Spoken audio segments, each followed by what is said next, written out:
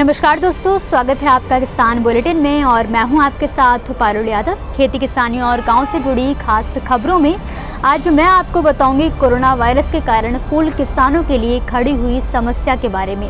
जहां पहले इन दिनों डिमांड में रहते थे फूल और अब केवल एक फूल बेचने के लिए भी तरस रहे हैं किसान। तो वहीं बात करेंगे हरियाणा के शहद उत्पादक किसानों के लिए शुरू होने वाली नई शहद मंडी की।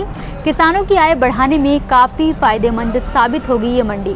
इसके बाद आखिर में नज़र डालेंगे गेहूं किसानों की बर्बादी पर कि आखिर कैसे हर दिन आग की चपेट में आने से बर्बाद हो रही है खेतों में पकी खड़ी फसल।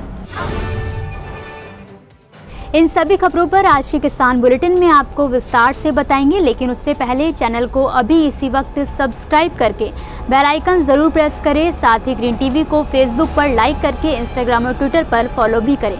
इसी के साथ दोस्तों, ग्रीन टीवी के फेसबुक ग्रुप किसान के मन की बात से जुड़कर आप अपने मन की बात सीधे पहुंचा सकते हैं ग्रीन टीवी तक। पिछले साल की ही तरह जहां कोरोना वायरस का प्रकोप पूरे भारत को त्रस्त कर रहा है, वहीं इस बीमारी के चलते फूल किसानों के ऊपर संकट के बादल मंडराने लगे हैं। उत्तर प्रदेश के बिजनौर के फूल किसानों की माने तो कोरोना वायरस के फिर से बढ़ने से जहां धंधा एकदम मंदा पड़ गया है, वहीं रही सही कसर दिल्ली में लगे लॉकडाउन ने पूरी कर दी है। पहले जहां दिल्ली में शादियों में लोग सजावट के तौर पर यहां से फूल मंगाते थे, वहीं लॉकडाउन और कोविड के बढ़ते मामलों ने फूलों की डिमांड महज 10% तक सीमित कर दी है। गौरतलब है कि फूलों की खेती पॉली हाउस में की जाती है, जिसकी लागत अधिक होती है। ऐसे में पिछले साल जहां मार्च में लॉकडाउन ने फूल किसानों की कमर तोड़कर रख दी थी, वही हाल इन दिनों भी देखना पड़ रहा है। हालांकि किसानों को उम्मीद थी कि नवरात्रों में फूलों की मांग बढ़ेगी, लेकिन दिल्ली में लगे एक हफ्ते भर के लॉकडाउन ने फूल किसानों के अरमानों पर भी पानी फेर दिया है। हरियाणा के कृषि मंत्री जेपी दलाल ने हाल ही में किसानों की आय बढ़ाने के लिए कुछ नई योजनाएं बनाने का फैसला लिया है।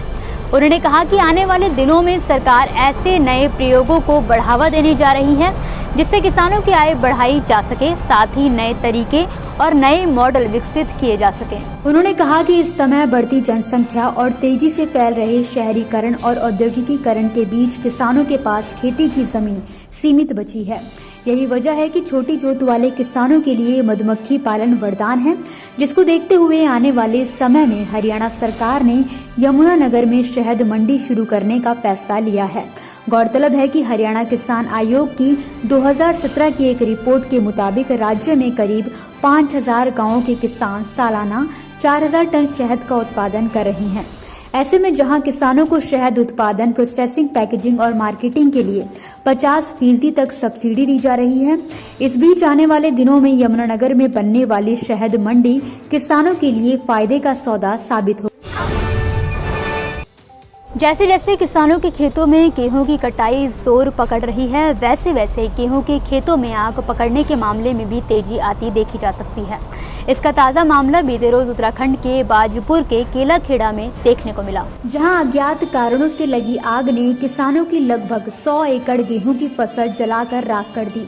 इस बीच अपनी तैयार फसल को इस तरह जलता देख किसान बेहाल हो गए।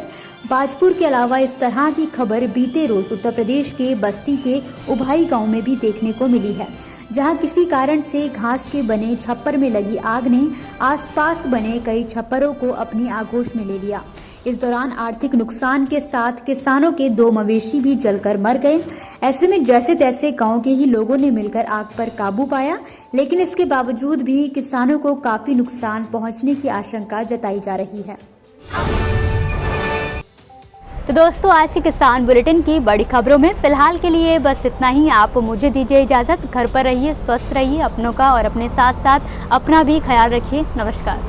अगर आप चाहते हैं कि ग्रीन टीवी इसी तरह से किसानों को सशक्त करने के लिए कार्य करता रहे, तो आप भी इसमें अपना सहयोग दे सकते हैं। डिस्क्रिप्शन पर जाकर दिए गए लिंक पर क्लिक करें, पेटीएम करें, NEFT और क्रेडिट कार्ड के जरिए भी आप हमें सहयोग दे सकते हैं। अगर आप हमारा ये वीडियो YouTube पर देख रहे हैं तो हमारे चैनल को सब्सक्राइब करें और अगर FB पर देख रहे हैं तो इसे लाइक करें और शेयर करें।